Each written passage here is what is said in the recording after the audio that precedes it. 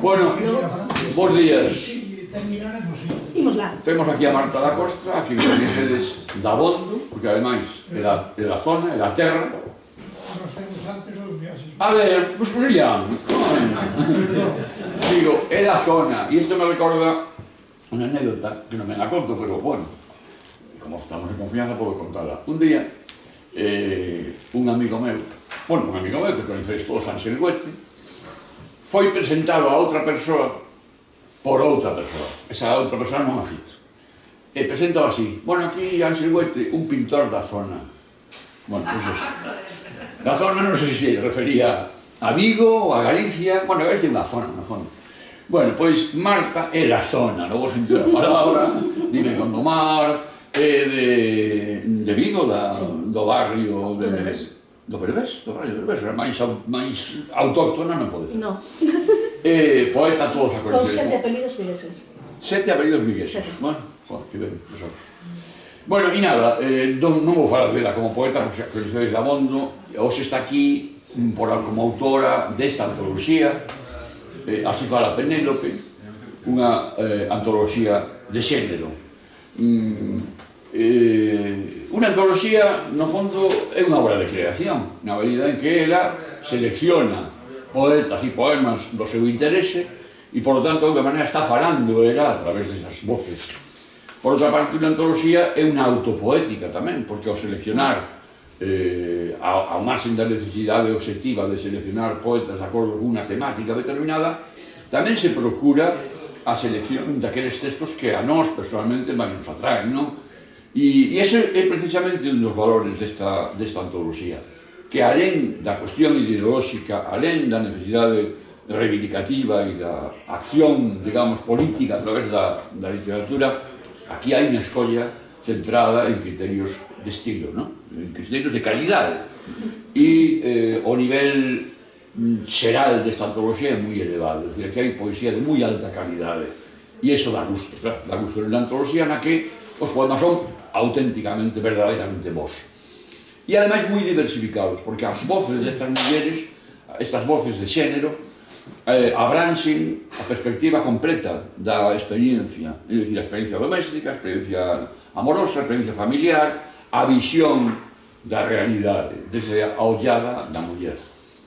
E, ademais desa ollada obxectiva, perfectamente visualizable por parte do lector ou da lectora, hai esa outra perspectiva que a mí me atrae especialmente e da que moi pouco sei, que é a diferencia de voz entre a poesía de homens e de mulleres. Eu creo que hai unhas claves de estilo na poesía de muller e na poesía de home, non?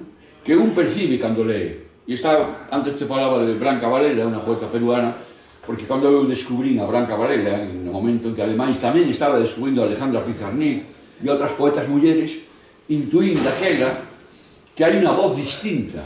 Unha voz distinta non, repito, non na perspectiva emocional, non desde o punto de vista dos contidos, sino da construción do poema, mesmo creo que da sintaxe. Hai unha sintaxe quebrada, por exemplo, na poesía de muller, ou en certa liña da poesía de muller, que non se ve tanto na poesía de homes. Bueno, é algo que supoño que estará estudiado, estará investigado, pero eu non sei nada sobre isto, é un tema que me seduce moito, porque creo que necesariamente, se a ollada sobre o mundo, por razóns culturais, pero tamén en certa medida por razóns xenéticas, por razóns biolóxicas, a ollada sobre o mundo dun home ou dunha muller son olladas distintas, esa distinta ollada se ten que reflectir tamén na lingua, na dicción, na verbalización desa experiencia, non? E, repito, Juan Cabrera seguro que o sabe, e ti tamén, debe estar estudiado, pero eu non coñezo ese asunto. Bueno, Marta vai ler poemas desta escolma, supoño que podemos, si queremos, e se te apetece a ti, interrumpir, opinar, dialogar, establecer coloquio, que resulta sempre moi... Claro, sí. Moi interesante, verdad? Nese sentido. Bueno, estamos interrumpindo. Estamos na segunda edición, fixademos que hai unha diferencia de cores entre a primeira, que a que teño eu, e a segunda. O sea que se agotou xa a primeira edición, esta é a segunda edición, que non é unha segunda reimpresión. Moitas veces os editores enganan ao público falando de segundas edicións, cando en realidad moitas veces son segundas reimpresións, segundas ou terceiras. Esta é unha segunda edición, porque houve modificación. Hai cambios de poemas, hai novas autoras e novos poemas incluídos en esta antoloxía. Entón, non digo nada máis. Bueno, moitas gracias, Pepe. A ver, o que procede neste momento, pois é, en primeiro lugar, agradecervos que esteades aquí, que deixarades todo o que tiñades que facer hoxe, que é un deses días que parece que é fin de semana, pero sábados pola mañá son días de traballo duro, e para acompañarnos nesta proposta destas lecturas poéticas da Mini, que teñen o seu atractivo e desexamos longa vida, non? Entón, agradecervos que me convidárades, agradecervos que estedes aquí, até agradecerlle ao editor que me chamase, me fixese esta proposta, non? E que eu metera a cabeza nela, asumindo un risco, que eu sabía que estaba asumindo un risco, pero da dimensión do abismo non te das conta no momento en que o asumes, iso ven despois, non? Nada, agradecer tamén, pois, que haxa persoas que demandaron a antoloxía e que, por tanto, ainda que a primeira edición, pois non fose unha edición moi extensa, pero sí que se esgotou, non? E finalmente hai unha cousa que eu quero decir, porque di Pepe, unha antoloxía tamén é unha obra de autora ou de autor, non? Bueno, teño unha certa incomodidade con este papel, porque ao fin e ao cabo os textos non son meus, que dicir, eu o que fago é ordenar a palabra de outras mulleres, non? Eu aquí o que pretendía facer era ser portavoz. Realmente o mérito é delas, destas máis de 40 poetas que están aquí, porque no seu día escribiron estes textos que son maravillosos e que, unha vez postos en conxunto, dá lugar a, pois eso, eu creo que a unha, evidentemente, eu suscribo iso, a unha lectura extraordinaria, non? Entón eu quero agradecerlles a todas elas pois a súa disposición a estar neste libro e a súa tolerancia cos meus erros tamén, non? Porque evidentemente sempre que se aborda unha obra deste tipo, pois se cometen erros e negalo, pois, en fin, unha fai un esforzo, evidentemente, para que os erros non se produzan, pero xa sabedes, non? Publicamos un libro e mentres non está publicado, non nos decatamos, pero o día que o temos na man, xa en formato de libro físico que podemos tocar, xusto, pasou isto unha vez, foi terrible, xusto abrín pola páxina na que había un erro gordo, e eu dicindo, pero onde estaba eu cando revisei o libro que non vin isto? Para que o lín tantas veces e non vin isto? Só ves nese momento en que xa non hai marcha atrás. Entón, por iso, eu quero, e xa que hai aquí unha cámara grabándome, dicir alto e claro que lles agradezo moitísimo ás autoras, pois iso, que quixesen formar parte desta antoloxía e que perdoasen as miñas grallas e os meus erros que tiven, non? Ainda que, ao mellor, pois xa unha autora que non estea completamente de acordo con un subtítulo como o que ten esta antoloxía, que di unha antoloxía de xénero, que tamén é un xogo de palabras, quer dicir, sí, é unha antoloxía de xénero porque son autoras, pero é unha antoloxía de xénero porque é poesía.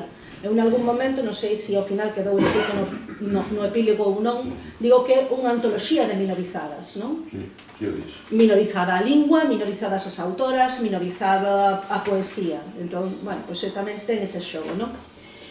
E minorizado, bueno, xa o dixo, a lingua. E a lingua tamén. O sea, ser poeta, galego, ser poeta e galega, xa, é unha doble minorización. Sí, ou triple. Triple, porque é muller, sí. Claro. Entón, iso fica aquí claro, nada.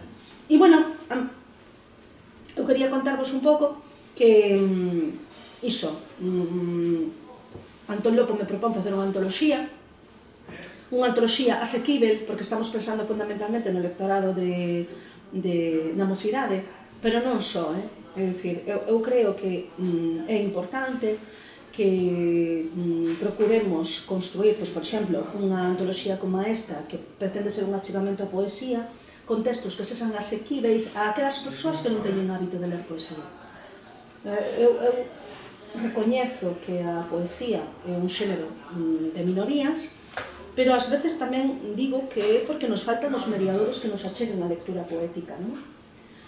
Porque moitas veces pois, hai persoas que se enrocan nunha mala experiencia lectora de poesía e a partir de aí aparece a consabida explicación de a mí non me gusta a poesía ou eu non entendo a poesía. E o que falta é que pois, teñan un pequeno truco ou se atopasen ese texto que se enganchase. Que ao final, eso pasa con todos os xéneros, pero na poesía parece que se pon máis enriba da mesa. Entón, pensando nas antoloxías que existían, e teño ao meu lado a un antólogo que escribiu un libro maravilloso que é o libro dos 100 poemas. A mí me parece un libro maravilloso ese libro. Aparte ten un material de traballo moi bo, en conxunto con Marixa Núñez. Digo, pero, a ver, hai que achegar algo que se sea diferente, porque hai unhas antoloxías espectaculares, algunhas delas eu as sigo utilizando con o meu alumnado porque son moi boas, entón, que podo achegar eu o panorama? E a bombillita foi acordarme das antoloxías que eu xa teño lido noutras linguas, por exemplo, na lingua portuguesa hai unha antoloxía de poetas, de mulleres, histórica, ordenada cronolóxicamente, e dixen, pois creo que nos falta isto, non? Porque ademais é un tema do que falamos moito. Falamos de, existe ou non existe literatura de muller, existe ou non existe unha escrita feminina? E eu dixen, pois a ver que nos din os poemas. Entón a miña intención foi crear un texto que por si mesmo explicase se hai que falar de poesía escritas con mulleres e que significa iso. E non sei, que máis dicirvos? Non sei se me queredes preguntar algo. O que dixo o Pepe de interrumpir bueno, pues te interrúmpeme. Sobre esta idea da singularidade expresiva, ¿no?, da voz de muller frente á voz de home, que pensas? Porque eu dixen que creo que alén de temas e alén da perspectiva dos contidos, na expresión, na verbalización, na escrita de muller hai algo diferente na escrita de homes. Hai un momento, eu non sei se formalmente, non me atrevo a dicir que formalmente se concreten esas diferenzas, pero pode ser que sí, A ver, a nivel léxico, evidentemente. A nivel léxico, evidentemente. A nivel temático, evidentemente. E hai unha cuestión de actitude, que eso tamén hai unha diferenza. Exemplos concretos. Aquí hai unha autora, por exemplo, poñamos Lupe Gómez. Lupe Gómez hai un momento na súa carreira literaria que publica, o primeiro libro que publica, titúlase Pornografía. E publica un libro que deu moito que falar, que é Os teus dedos na miña brada con rega. Ou Olga Novo, que publica A teta sobre o sol. Eses títulos fixeron correr ríos de tinta e deron moito que falar. Eu creo que hai unha intencionalidade, é dicir, hai intencionalidade de provocar. Sí, pero de producir esa ruptura. Pero é un asunto temático, máis que outra cosa. Bueno, temático e léxico e de actitude, afecta ao ¿no? léxico, sí, afecta ao léxico. E entón, además eu creo que é moi intencionado. É moi intencionado porque eu sempre digo, é liberarnos do pudor, é dicir, daquelas que cantan as pombas e as flores, as cándidas que falan da fermosura, da beleza, pero que non entran en temas como o erotismo, porque non nos atrevemos as mulleres a falar dese tema. Bueno, pois todos din que teñen alma de muller, pero elas sí que se atreven a falar de erotismo. Aquí hai poemas, hai un poema os 3 últimos poemas, por exemplo, entrarían nese ámbito, e moi intencionadamente están xuntas a autora de máis idade cunha autora moi nova, pechando o libro e falando dese tema, non? Entón, sí, pero eu no formal xa non me atrevo a decirlo. Eu dicir, por exemplo, que na sintaxe e na imaxe, no tratamento da imaxe, eso pode ser, sí. Percibo diferencia. Sí, no tratamento de imaxe. E na sintaxe, por exemplo, percibo unha diferencia que a mellor é máis da poesía máis recente, tal vez, que unha sintaxe máis quebrada, máis fragmentaria, máis elíptica. Pero bueno, tú, Forcavela, pensaste neso, sabes algo sobre esto? Sí, seguro. Escribí un artigo. Ah, pues mira, entonces, Sobre iso. bueno, Si queredes podes lelo, está por aí publicado. Está nun libro de homenaxe a unha compañeira da facultade que se xubilou recentemente, que se chama Amparo Osolle. E o artigo? O artigo titúlase Xénero e suxeito en sete novelas escritas por mulleres. xénero e suxeito. Fala únicamente de narrativa. Xa. Bueno, pues Eso interésame moito. hai que consultar eso, hai que consultarlo. Sí, claro. A ver, o tema temático, o tema léxico, a Sí, chega, sí. e tamén, quer decir, determinados xogos de figuras, pero xa no plano do pensamento, sí que hai hai cambios, claro, hai achegas. Eu creo que ademais o interesante disto é que a innovación se produce pola vía de revolverse, non? Para apropiarse do espazo, porque nos corresponde tamén, pero o interesante é que se contaxia. Quer dizer, que non queda circunscrito as autoras, sino que se estende pola literatura. Sí, claro. E entón, eu creo que aí, é dicir, penso que tamén debemos valorar esa cuestión, non? É dicir, que eu o que digo, a ver, hai xente, por exemplo, naquela primeira presentación que fixemos en Libraira, que unha das conclusións as que chegou vendo o libro é, pero cantas poetas hai? Pero non só porque houvese aquí persoas as que non coñecese, é porque aquí faltan, seguramente, para algunhas persoas que coñecen e botanse en falta no libro. E claro, é que hai que facer un labor de selección. E iso, ao final, o que nos está dicindo é que o número de autores que están publicando é moi elevado. E é moi rico. Desde os 90 para aquí. Desde os 90 para aquí, e cada vez máis. Mira, eso hai un código QR final, non? Porque hai unhas cousas que eu quería engadir e non me cabían no libro. Claro, se queremos que o libro sexa asequible e que guste, que sexa atractivo, non as grandes extensións ás veces fan que as persoas recúen.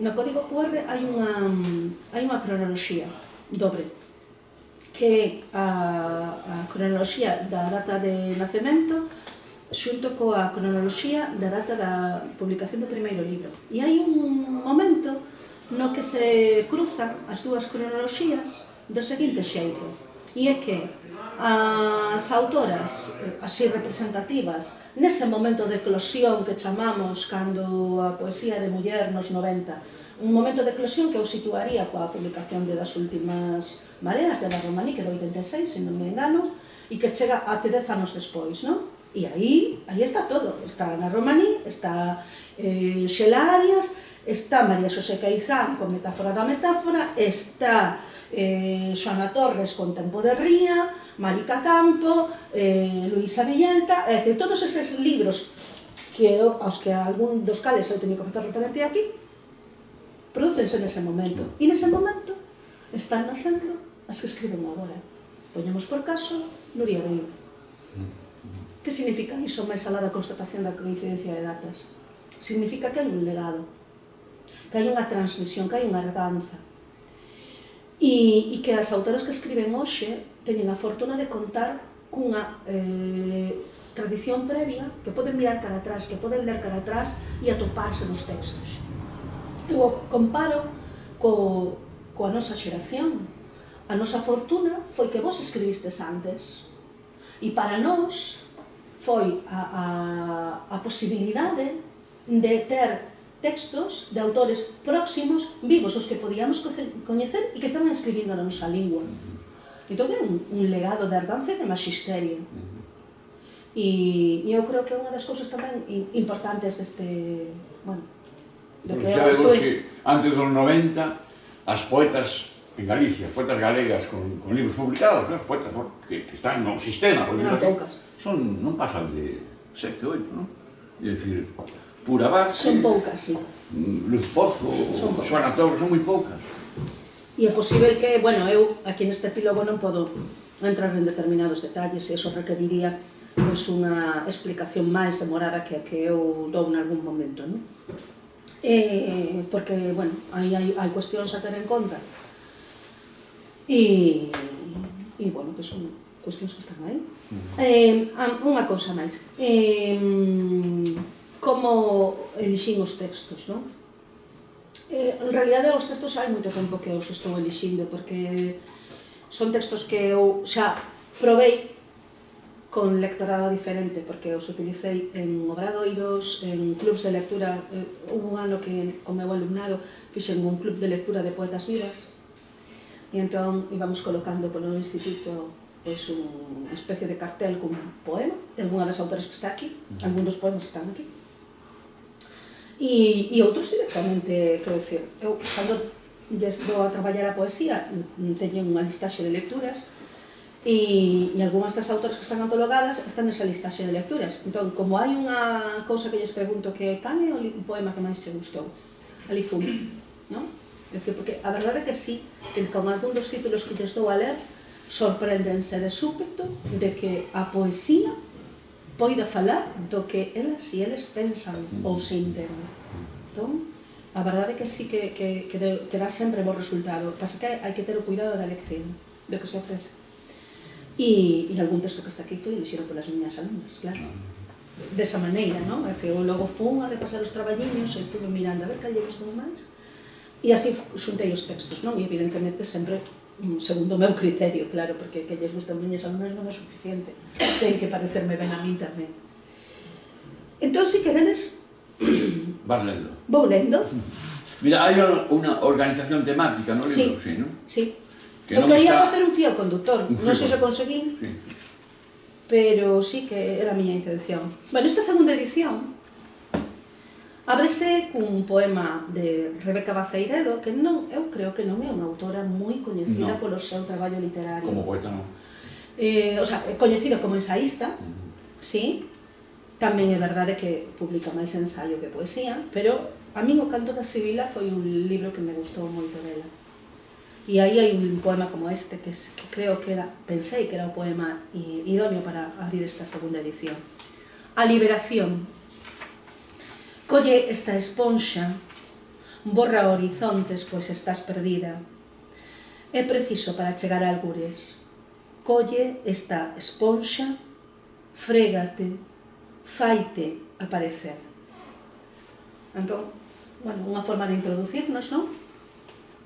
Porque o que vamos a utilizar a partir deste momento é a esponxa que nos faga aparecer a través das preguntas que nos deberían de formular ou que nos deberían de poñer en riba da mesa os libros, a poesía.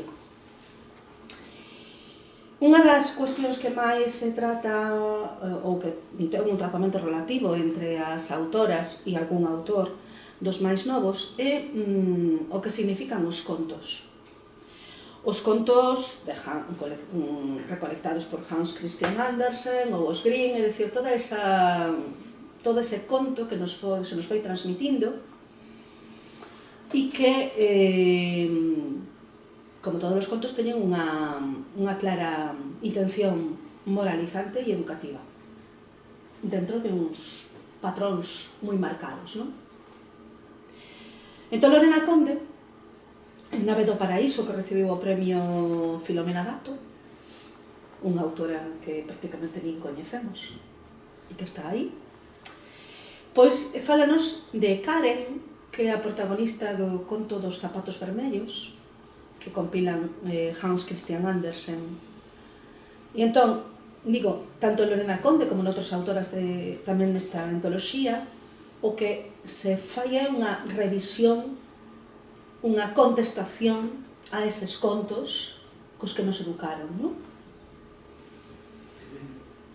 Os pés serán pequenos e donosos, os nocellos como a un botón suave, as 5 dedas 5 abrollos lambendo ao final da empeña, as uñas lascas de nácara máis pura.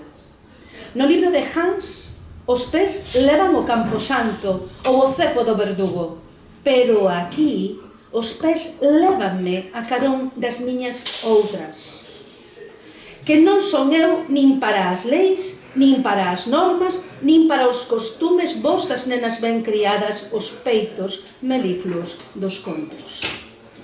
Non son eu.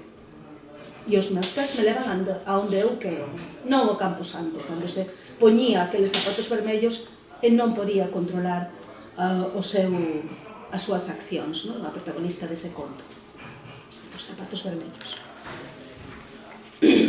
Así que a domesticación, a dominación e tamén de alguna forma a mutilación é algo que ven moi de atrás e que na literatura está moi presente, pois, por exemplo, a través deses contos de tradición, inicialmente de tradición oral. E iso trasládase a todo. E no caso da muller, pois evidentemente o control sobre o noso corpo, os estereotipos, os estándares de beleza, que ao final o que fan é constrexirnos, dicirnos que é o que nos ten que gustar e o que non, e como ten que ser, non? Por iso, en 2002, María Reimóndez publicaba aquel libro Moda Galega. Ela sorprendíase cando lle dixen que o meu alumnado elixía este poema como o poema que máis lle gustaba deste libro, non? E decía, e 20 anos despois ese libro sigue dicíndolles algo? Por suposto, porque algunhas das cousas que se contan aí están en plena vixencia, non? Todas iguais, unha por unha produción ilimitada nun mercado mutilador. Se cadra agora haberá que justificar que segue sendo humana, mesmo se non cabe na roupa de Zara.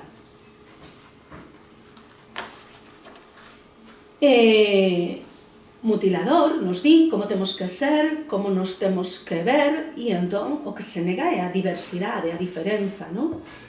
Algo do que fala Paula Luís no seu libro Dendrita, para min do ano 2021, e que eu vou ler este pequeno fragmento do seu poema O pH neutro na acidez social.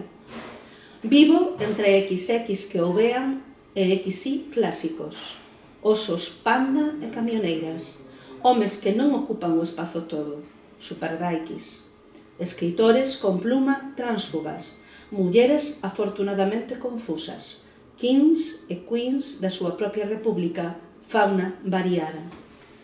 Quixen cambiar de nome e só se me ocorría unha raya horizontal.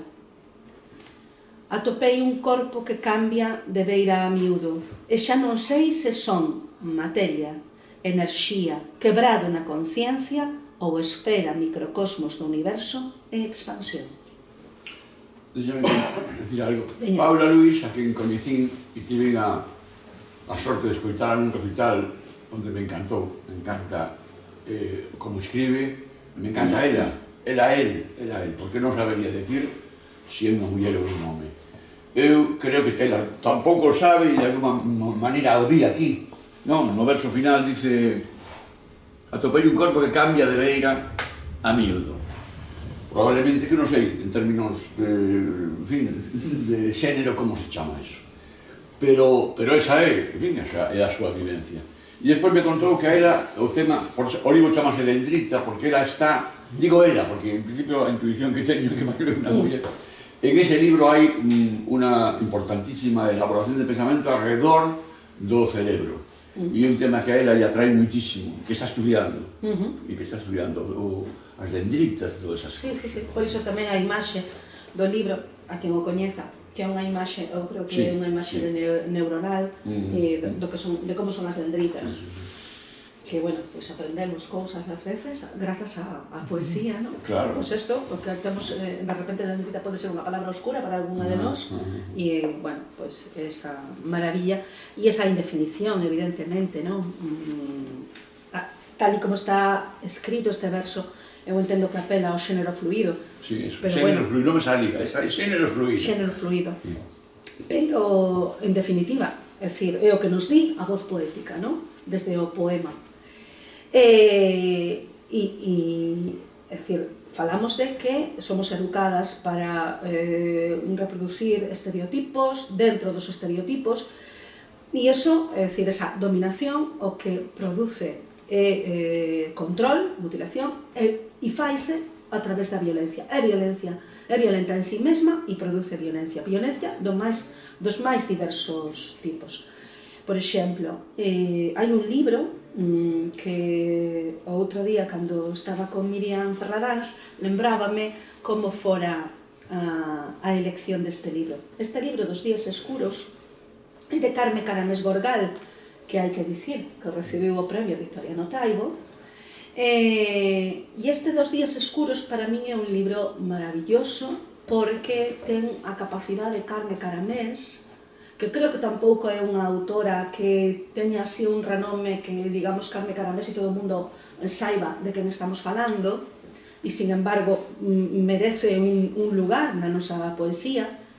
Digo que tivo a capacidade de falar da violencia de xénero, porque non é nada fácil levar iso ao texto, e menos a poesía, e ela faino con un libro que a min me pareceu tan maravilloso que dixo Miriam Ferradáns, e non debe de mentir, que foi tan arralladora a miña defensa naquel xurado que, por fortuna, estaban de acordo conmigo, porque ela dixo: si non chegamos a estar de acordo, non sei como sería aquela situación. Porque eu entrei defendendo o libro dunha forma moi apaixonada. Eles estaban de acordo. E, por tanto, coincidimos. Durou a deliberación do xurado 15 minutos.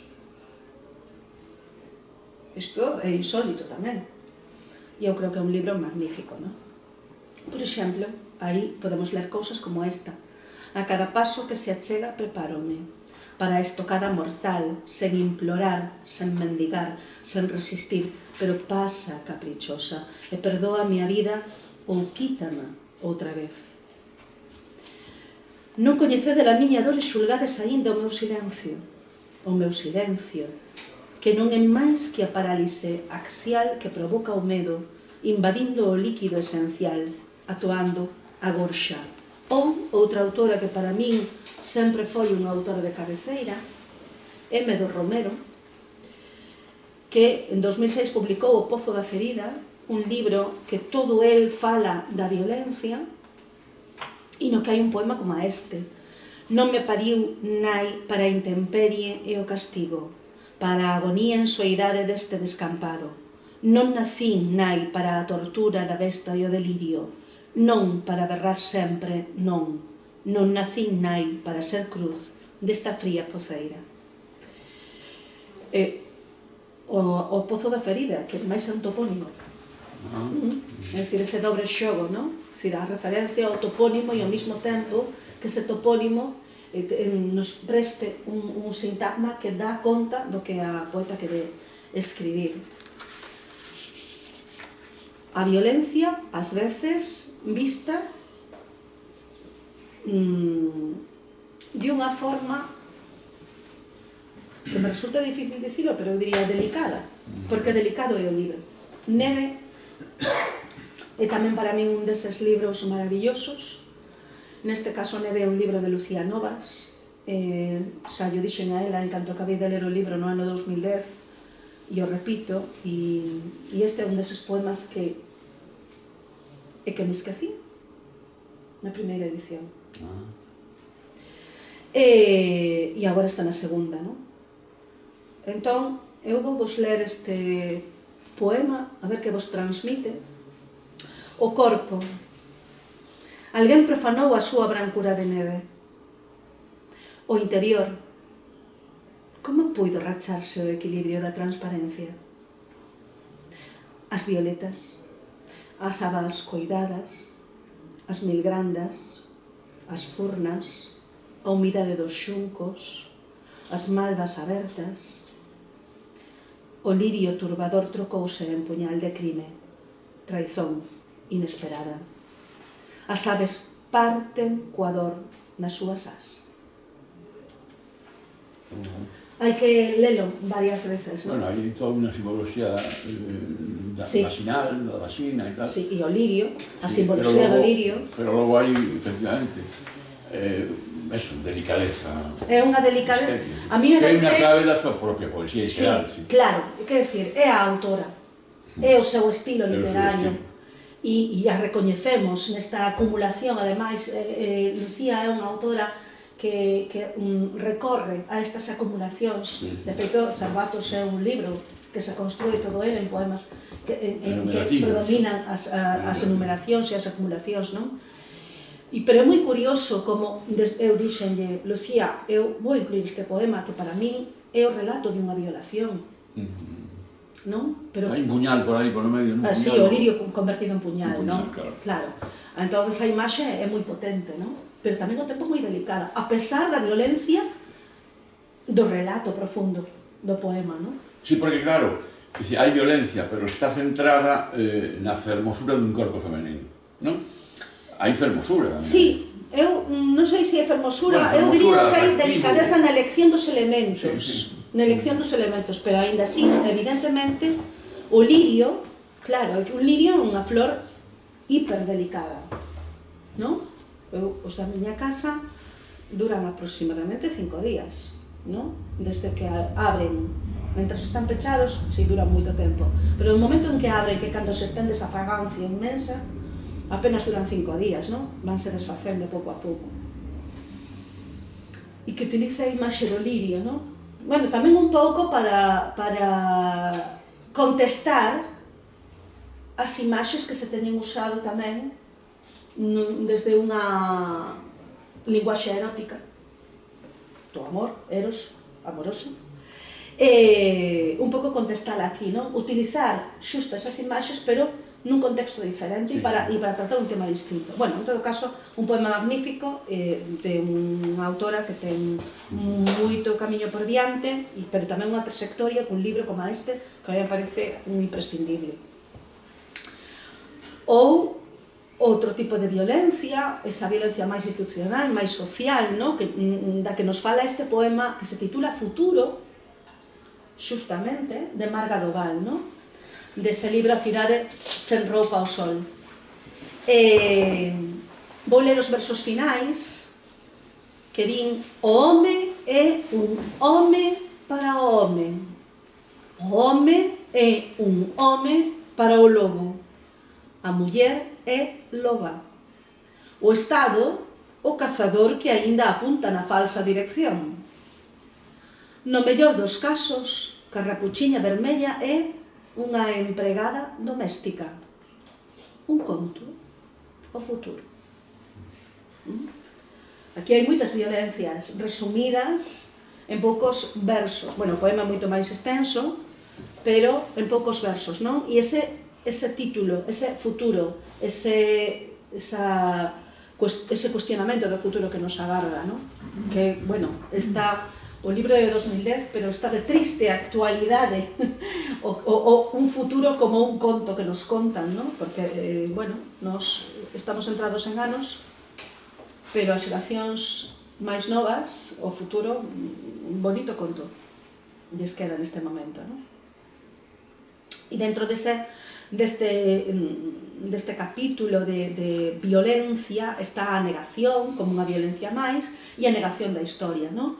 Hai unha parte importante da poesía galega que recupera figuras históricas e isto xa o fai Marica Campo nun poema que non está en ningún libro, que está publicado na páxina web da Biblioteca Virtual Galega e que fala de Dona Constanza, que agora empezan a falar os historiadores da importancia do papel das descendentes do Mariscal Pardo de Cela, pero que eu, até agora, até o artigo que lín esta semana no Nos Diario, o único que sabía era o que me contaba Marica Campo. Dona Constanza, a auga pezoñenta pousouche nos labios flor de morte. A carraxe que a sede foi máis forte, a traizón foi que a morte máis cruenta.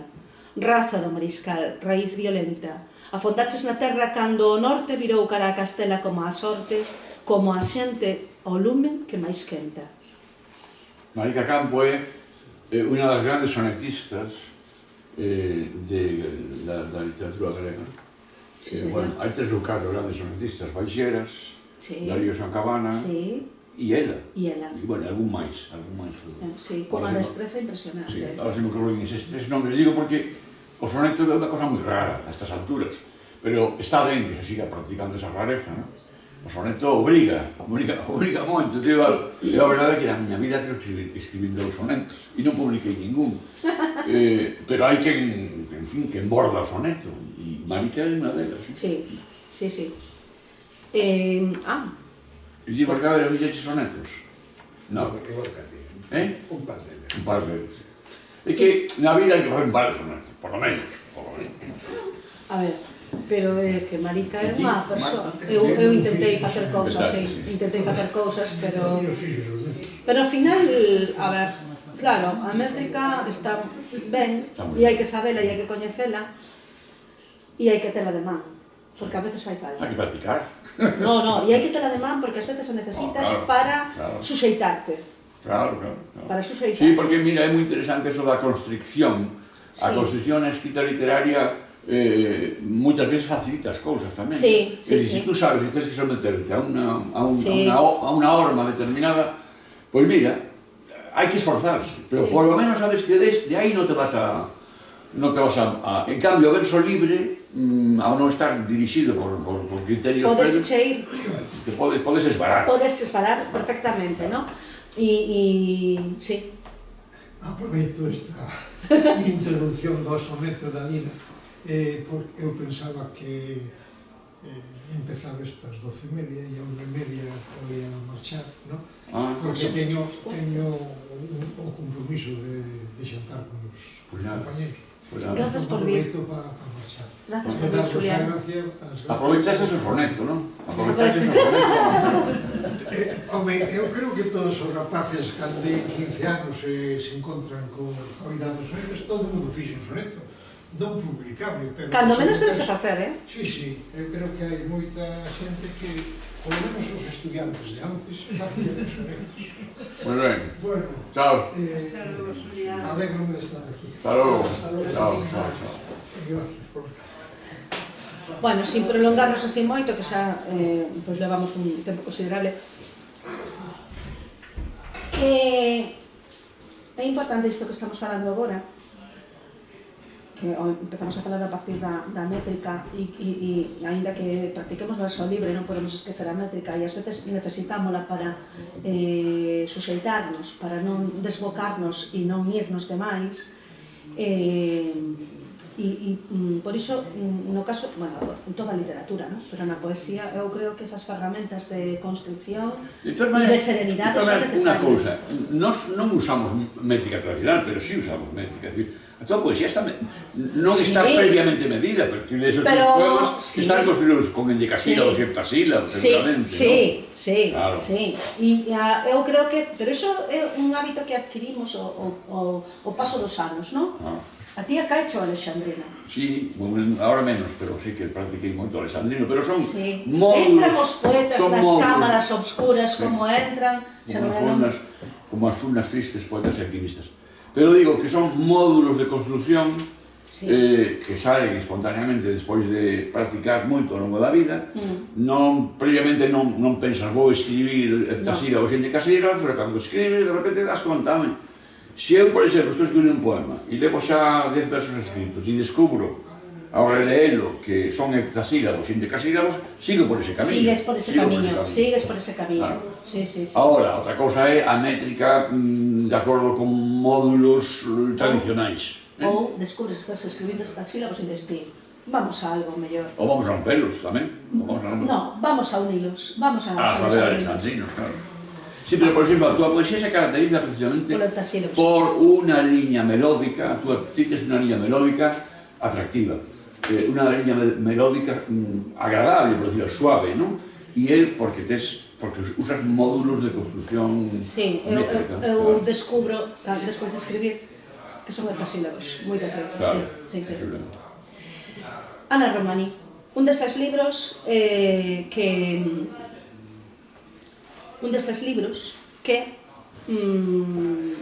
é un dos libros esenciais a hora de falarmos do que estamos falando, non? Que é das últimas mareas. E que aí lemos este poema de Camiñan descalzas polas rochas, que vou ler os últimos versos. As mulleres recollen cada noite os tesoros de auga, líquidos e fráxiles. Rebélanse contra a historia, construen co mar as estatuas que nunca permanezan. As mulleres de sal, con argazos de sombras, xorden das últimas mareas e tecen tesouros de auga cada noite contra a historia. Elas, que saben que o efémero permanece, non? Isto recórdame un pouco, evidentemente recórdanos a Penélope, E lembro que outro día me preguntaba Tensi Gesteira que diría Penélope se fose unha persoa viva e vese esta antoloxía, non? E eu decíalle, pois penso que botaríase un pouco a rir, que sorriría, non? Porque veía que nós tamén andamos tecendo destecendo para enganar o tempo, para gañalo e para burlar a eses pretendentes ou vixilantes que nos queren manter aínda nos lugares que eles entenden que son os que nos corresponden. Imos ir rematando e vamos, por exemplo, xa a un texto dunha autora que últimamente non se prodiga nada, que é Maite Dono, e que escribía no ano 2000 en O mar vertical este poema A illa encarnada, que xa desde o título nos suxire de que nos vai falar e nos conta que nos fala da soidade xa deste primeiro título, non? Unha nena estrana ao lado da vía do tren, unha nena fea guapa nun lugar repleto de mapoulas, sentada no plano inclinado que dá xusto a vía férrea ou ben nunha chaira inmensa colmada tamén de mapoulas.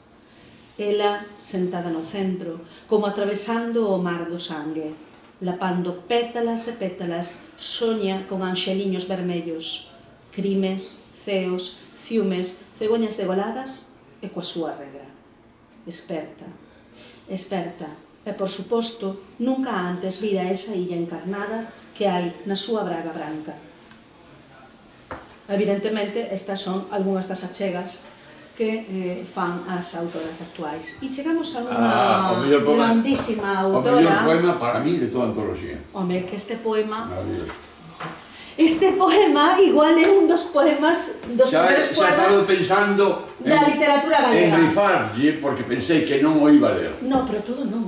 Non, todo non. Un pouquiño está aquí. Como yo lín outro día aos meus alumnos, un pouquiño está aquí. Eu creo que este poema... Bueno, ela é unha grande poeta. Podedes darvos conta de que estou falando de Olga Nock.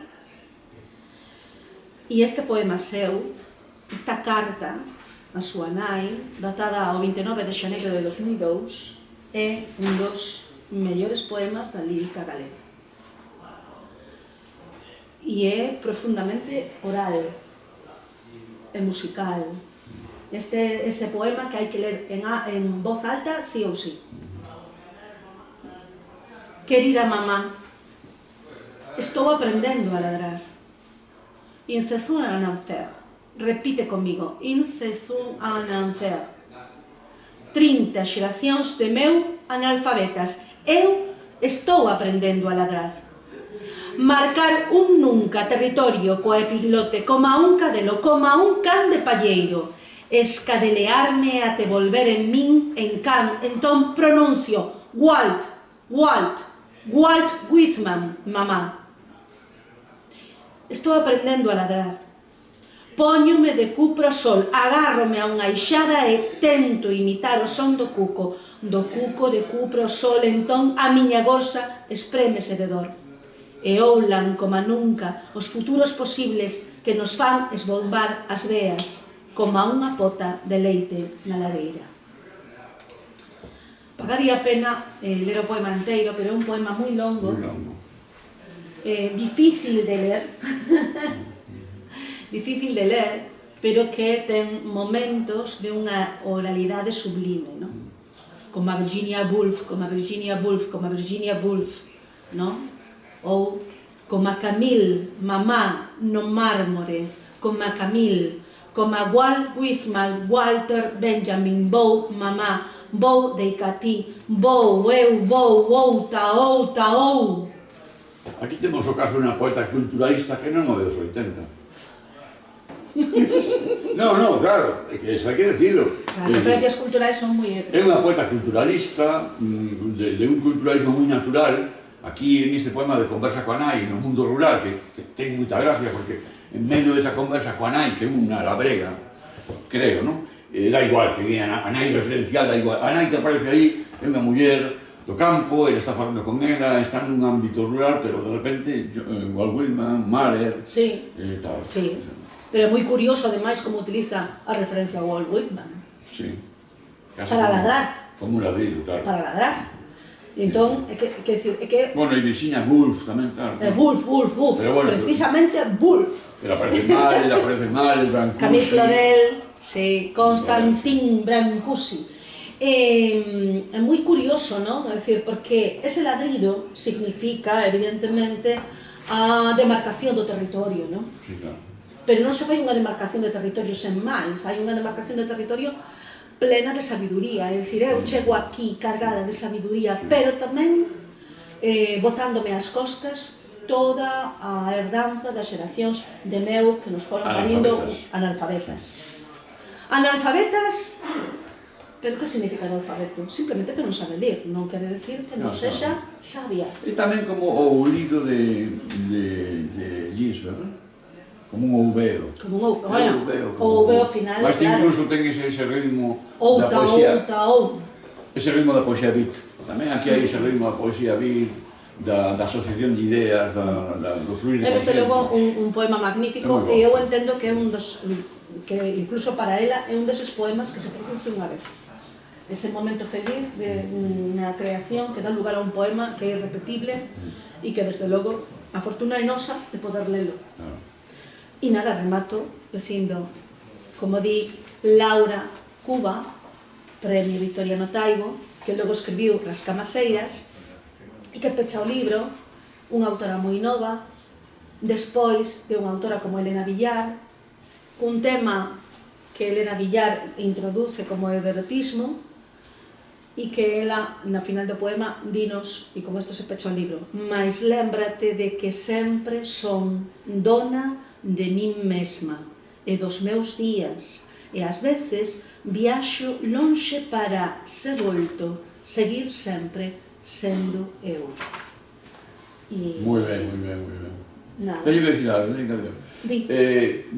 Alén dos poemas que ela leu, de poetas que son magníficas, e non é para en absoluto recriminarle que non as dese, comprendo que ela fixo a súa selección Sí. e fixo en base ao discurso que Que tiña que conste que transmitir. en cada lectura estou lendo Claro. poemas distintos. Pero eu vou agora a deciros, ademais das que ela dixo, eu teño preferencia especial por non só por as poetas en particular, sino por estes poemas en particular de Yolanda Castaño, Olalla Cociña, Lara do Pazo e Luisa Villar. No, Luisa, lemos Luisa. Bueno, lee si queres, pero ademais dos que leo, Vou Pero non las- lervos o final do poema de Luisa. O final. O meu camiño fíxoseme estranxeiro. Estou perdida. Nen meu, porque é teu, nen xa imaxe, porque non sei que levas no fardo do corazón. Pero se non me ves, es ti que me erra. Moi ben.